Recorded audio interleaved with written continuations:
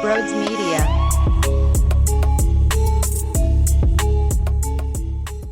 Domination in Detroit. That's what just happened. Domination in Detroit, damn it. Before we talk about it all, if you're new to the channel, smash the subscribe button. Hit the thumbs up button. We talk about Philly sports every day here. It's super fun. I love you all. You're the best. If you're on Twitter, follow my personal account at Brodes81. We have a lot of fun there as well. And lastly, if you're looking to go to Eagles games, Sixers games, Flyers games, or any game out there, if you're not from the area, you can utilize the promo code Brodes at SeatGeek's checkout for $20 off of your purchase, which is basically eliminating those fees. It's a no-brainer. Get yourself to a game. And with that being said, enjoy the show.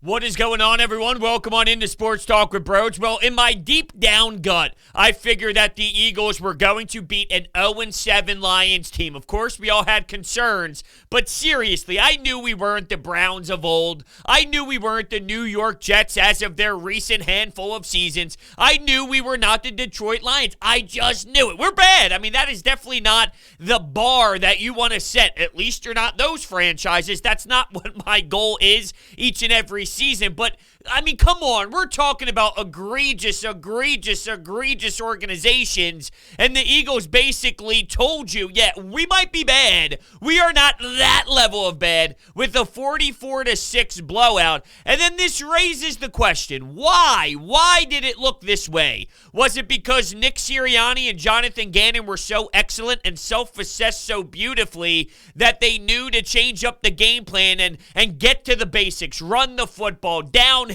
run blocking with your offensive line, Jordan Howard, Boston Scott. Now, you had to throw them in there because of injury to Miles Sanders, because you were banged up in that department. But guess what? They were hungry, and they knew, one, Boston Scott, he created buzz for this team in the past under Doug Peterson. So, you know, he has a lot of confidence in what he's able to do against teams named the New York Giants. Yeah, I get it. There's other teams out there. All jokes aside, him, Jordan Howard, they got the ball and they said, we're going to prove to you we deserve to get some carries. And you know what's funny? Nick Sirianni, over the last handful of weeks, really stressed the fact that when Jonathan Gannon's defense gets exposed, it limits what his offense is able to do because they're not able to get in the rhythm. Ding, ding, ding, ding, ding, ding, ding, ding, ding. Hello, Nick Sirianni. You can do that to the opposing team too. So anyway, moral of the story here is, you know, which one is it? Is it the coaching staff being so damn smart and figuring things out,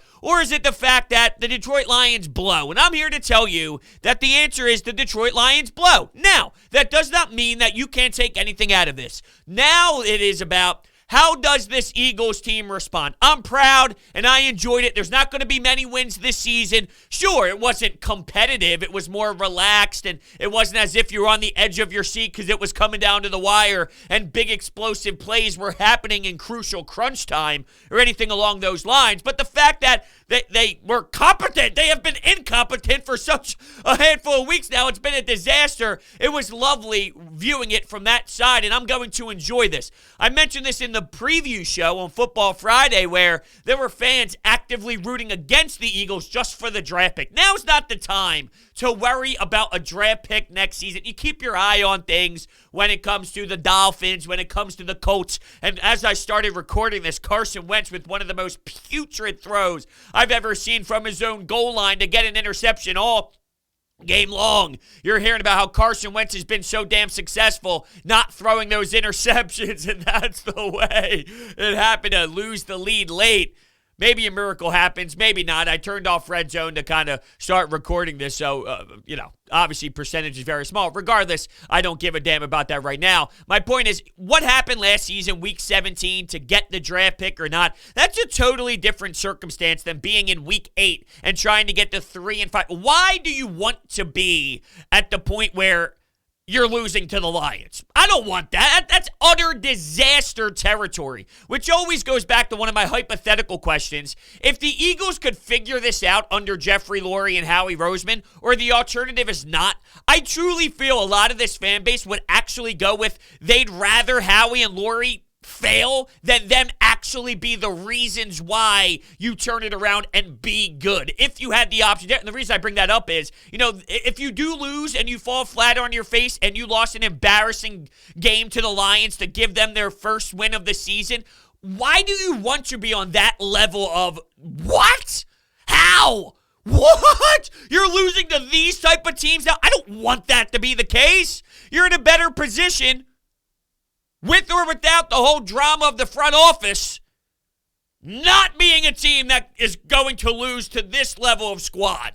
Jared Goff's out there getting abused. He's getting annihilated. Hassan Ridgeway threw on a heavy hit on the quarterback early fourth quarter. Was that right before the third quarter ended? Some of it really was drawing out because of the score, and you keep looking at the clock. What? There's 7 minutes left in the fourth quarter?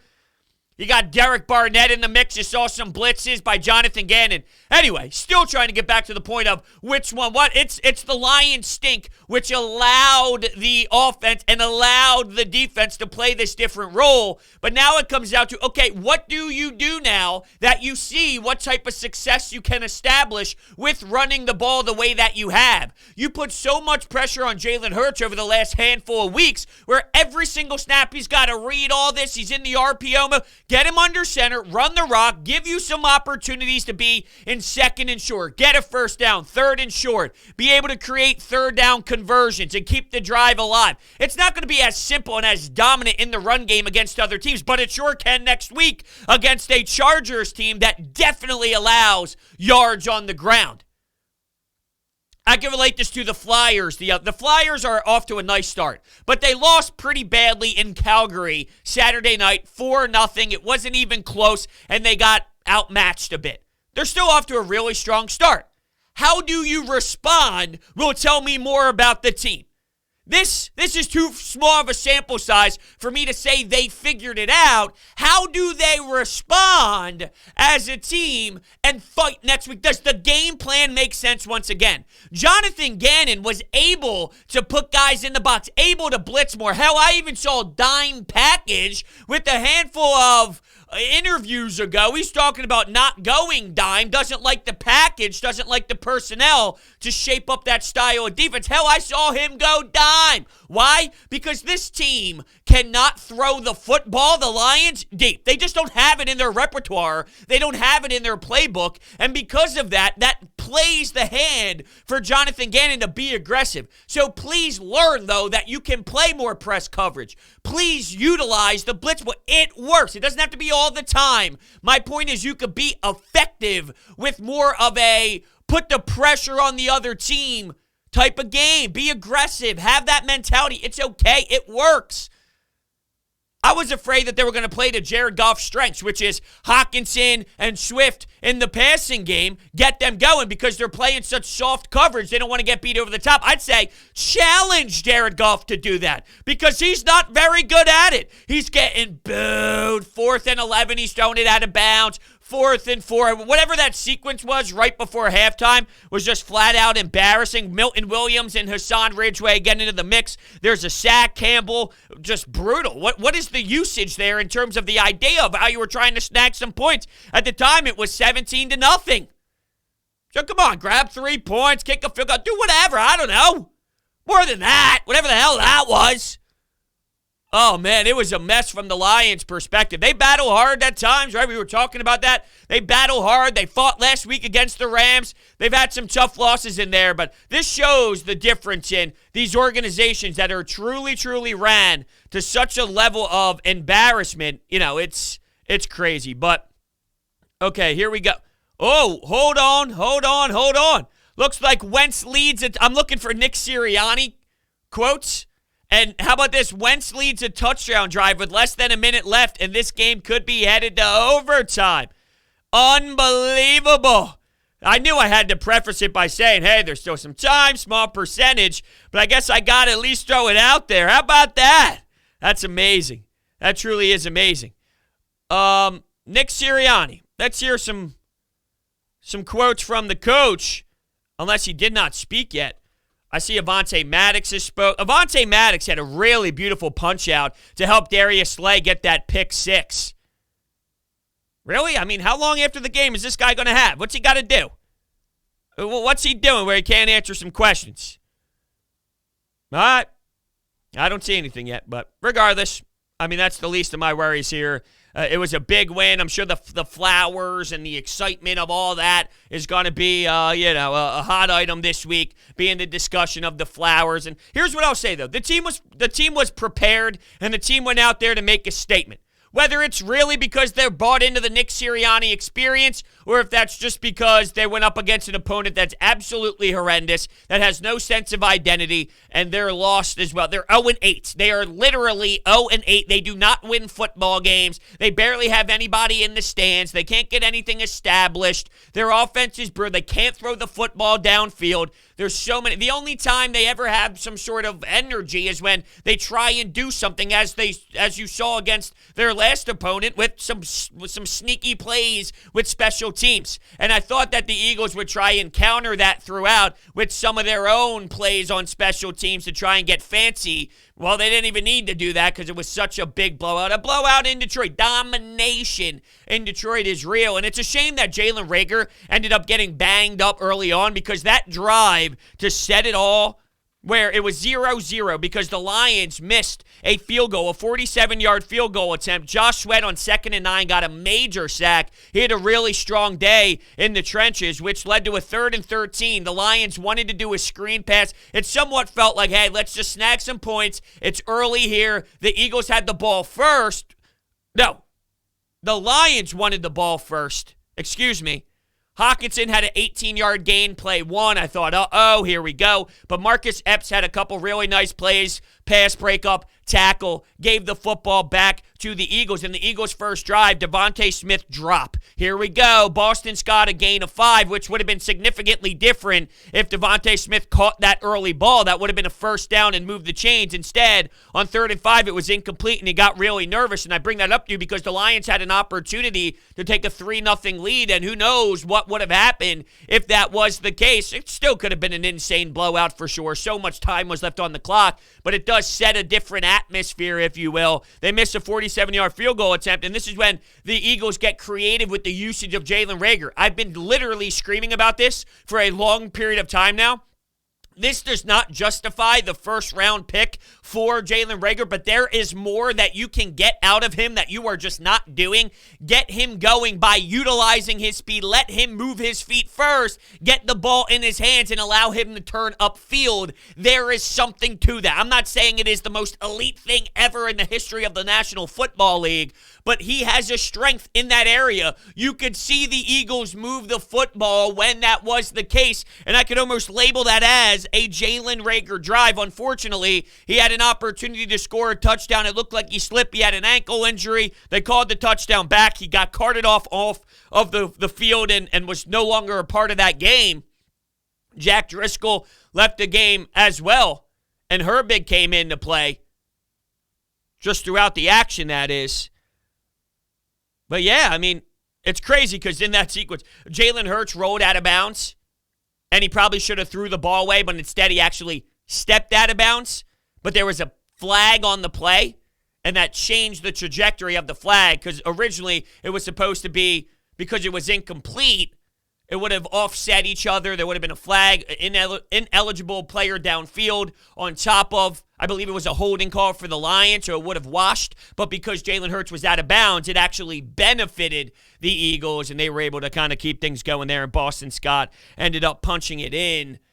You had a lot of effectiveness on the ground with Boston Scott and Jordan Howard. I just thought they were hungry. When they were running downhill with this mean attitude and this edge, which doesn't surprise me. You know, Boston Scott has not had many opportunities this year. Jordan Howard has been living in an area where he wasn't even a part of this thing. You know, practice squad, it's a totally different beast, a totally different mindset, just waiting for that golden chance, and he mowed players down consistently. Tough, hard-nosed running. And during that time, I'm laughing to myself because I actually saw Eagles Twitter getting all upset. Where's Gainwell? I can't believe they're not using Gainwell. Who the hell cares?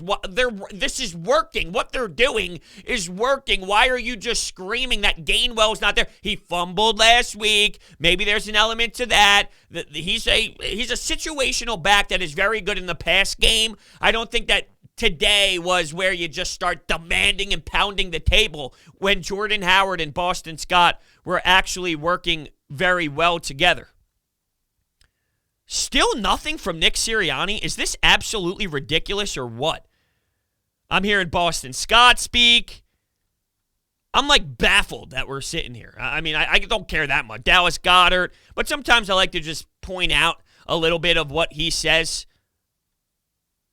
I normally listen to everything, but I'm in a time crunch because I got to get down to the radio station to do 7 to 10 p.m. tonight on 97.5 The Fanatic. So if you happen to be catching this as we are, or as I am getting down to the station, well, then you should absolutely tune in to The Fanatic. I'm sure it's going to be a lot of fun with a lot of reactions, although, I don't know where everyone's going with this. Is this more of, I'm excited just because the Eagles won, I'm excited because they had a beatdown and it wasn't them getting destroyed and annihilated, it's fascinating to have that feeling on the other side for once, or is this pure, who cares? They beat up on a bad team. This doesn't tell me a lot about who they are. I'm somewhere in between. I am very aware and recognizing that they were able to be as strong as they were in the run game. Jalen Hurts dipsy-doodling around the field where he's high-stepping and pump-faking as he's crossing the line of scrimmage and utilizing his feet, right, to cut hard, plant his right foot, cut across. When you're playing teams that have way stronger talent on the defensive side, that are way more structured, that know how to play a proper defense and are all on the same page, you don't have the ability to gain 21 yards with Jalen Hurts effectively the way that you did. But there was a beautiful, in the third quarter, 11-play, 90-yard drive where you were backed up all the way at your goal line, and here's Jalen Hurts, 21-yard gain. Nice throw to Dallas Goedert. Boston Scott ends up punching it in for a second for a 24-0 lead, but nice throws to Dallas Goedert. Open. Able to be effective. Can you run this exactly the same way with that level of execution if you're not playing the Rams? My guess is no, but there's still some validity to it. There's an idea and a belief behind that being a solid structure to put you in at least a better spot than you have been. 3 and out. Jalen Hurts throwing way too many times. I just think you have to realize, if you're Nick Sirianni, what you were complaining about over the weeks, which is our defense is out there for so long because the other team's running the rock, they're gaining some yards, 4, 5, 6, 7 yards, they're moving the chains, which it's hard and it makes us struggle when we're trying to establish some sort of rhythm offensively. Use that to your advantage. Use that knowledge. Put it in the back of your brain, and when you're analyzing what you need to do, well, why don't we put other teams in that very similar mindset where they're struggling to get the football back and their offense is losing time because they're sitting on the sidelines with their helmet underneath of their arms saying, come on, damn, I want to be out there. I got to be out there. Where's that? Where is that? I love looking through some of my notes, though. Here's a second quarter drive by the Lions. TJ Edwards making some nice plays. Slay was wincing after I would say it wasn't really a pass breakup. The Lions just missed the pass, but he was right there. He was wincing a bit with his right arm, but Barnett and the whole line, Singleton's getting thrown up the middle. Josh Sweat, a lot of help from everyone active along the line of scrimmage defensively. You get to Jared Goff as he's twisting and turning in the pocket, trying to maneuver through to look upfield and set his feet. And I know right now it's so easy just to destroy Jared Goff. This guy blows. He's pathetic. I find it hilarious that the graphic, it said something along the lines of, since 2017, this individual has been winning a lot of football games, and right now he's 0-8. And, it's a lot of the product around you as well, where I'm not telling you Jared Goff is some sensational quarterback. He did get to the Super Bowl, though, and lost an ugly game to the New England Patriots and Tom Brady. When you have Sean McVay, when you have surrounding people, he's one of the most winning quarterbacks in the last 4 or 5 years with some of the best quarterbacks to do it. And then you throw him on the Lions and, this guy's the worst quarterback ever and he absolutely fucking sucks. I'm not going to go to that level. He's not great. He's not the worst ever either. Look at what is out there. Look at that slop. Look at that garbage. I actually feel bad for the man because of what he has to put up with. And to put it in perspective, Matthew Stafford has been dealing with that for a long period of time as well. All right, before we continue, the NBA is back, and at DraftKings Sportsbook, an authorized sports betting partner of the NBA, the key to victory is a strong starting five. New customers can bet just $5 on any NBA team to win their game, and if they do, you win $200 in free bets. So why not make your roster Washington, Washington, Washington, Washington, and oh yeah, Washington. DraftKings Sportsbook customers can also get skin in the game with new same-game parlays. Download the DraftKings Sportsbook app and use promo code Brodes. Bet just $5 on any NBA team to win their game and win $200 in free bets. If they win, you win with promo code Brodes. This week at DraftKings Sportsbook, an authorized sports betting partner of the NBA. Must be 21 or older. Pennsylvania only. New customers only. Restrictions apply. In partnership with Meadows Racetrack and Casino. See DraftKings.com/sportsbook for details. Gambling problem? Call 1-800-GAMBLER. All right, so it looks like we finally do have some quotes from Nick Sirianni. Why that game plan today? Thought we had an advantage up front. Well, I mean, I'm going to be honest with you, Nick. You have the advantage up front. I'm not going to say every single time, because when you play the Raiders, there is something to be said about Ngakoue, and there's something to be said about Max Crosby and the way that they can destroy offensive lines. But you can still hold your own better than they did against those teams, to be fair. And there's a difference between the pass blocking and run blocking and getting people efficiently moving. And I wonder, a lot of this, too, is Miles Sanders. We keep talking about Miles Sanders being this special talent. Is he? I mean, honestly, I think that's a fair question. Obviously, he's hurt, but he's not very good at running route. He's not very good at catching the football. And I'm not telling you that Jordan Howard is by any means, but how many times have we looked at this season and questioned, well, there was a gap there, and Miles Sanders is not hitting that gap. And I don't know, it's not very easy to do it out of the RPOs compared to being under center, and we've been stressing under center for weeks now. There's a lot of different factors to it, but the simplicity of the way that they ran the ball and all, thinking of the advantage up front or whatnot, I mean, both sides of the ball, you have the advantage a lot of time, more times than not. Even though we question some players and whatnot, you still have some talent. And that's why this whole Fletcher Cox thing, maybe you can get a mid-round pick. I ain't trading Fletcher Cox. I'm not trading Fletcher Cox. We talk about him not being as explosive as he once was. I think a lot of that is scheme-oriented. I think a lot of that is the way that Jonathan Gannon plays a very passive style. He's not 24 anymore, but I'm not just giving him up for some random middle-of-the-road draft pick. It would have to be for a draft pick that makes me feel like it's warranted. It make me show validity to it. But, of course, the contract and things of that nature are also in play. He goes with dog mentality on us. Did what we had to do to win the game. Got to the quarterback more. Started up front there. This formula a little more what you need? Yes, you do it that way, but you also have to do what you do well. Combination. Yes to both.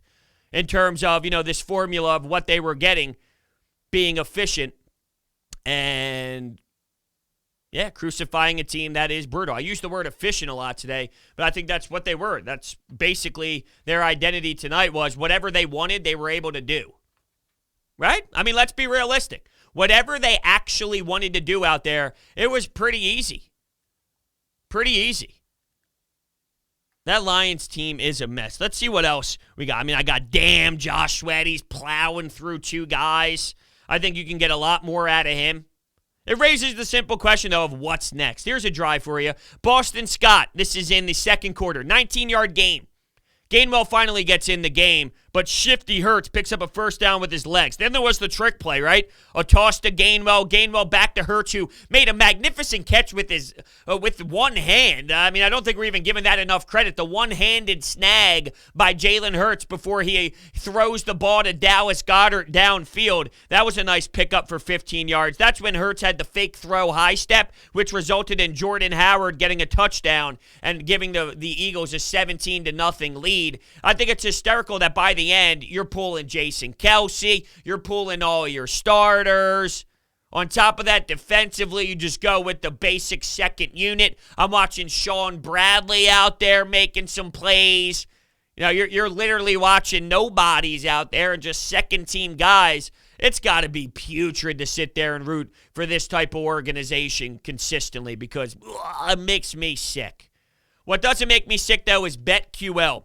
Do you want to get an advantage over your sportsbook? Download BetQL, the only app you'll need to make smart bets. Their best bet computer model scans over 350,000 unique bets per year to give you the best bet recommendation for every game. Their model covers everything: spreads, over-unders, and player prop bets. There are sharp data so you can see who the professionals are backing. Line movements so you can jump on betting opportunities in real time. Team summaries highlighting previous success against the spread and the team over-under. Head to the App Store or Google Play Store now to download BetQL. Enter the discount code Brodes at payment checkout for 25% off any of their subscription offerings. You can find this information down below in the description. You know what kind of makes me laugh, going back to the combination of things of what Nick Sirianni's saying. I think that actually upsets me a little bit. I'm not going to lie. And here's why. And let me go back to the full-on quote from the coach, or just, it's Michael Barkan tweeting it out. Just the way that he worded this. Hold on, there's a lot more.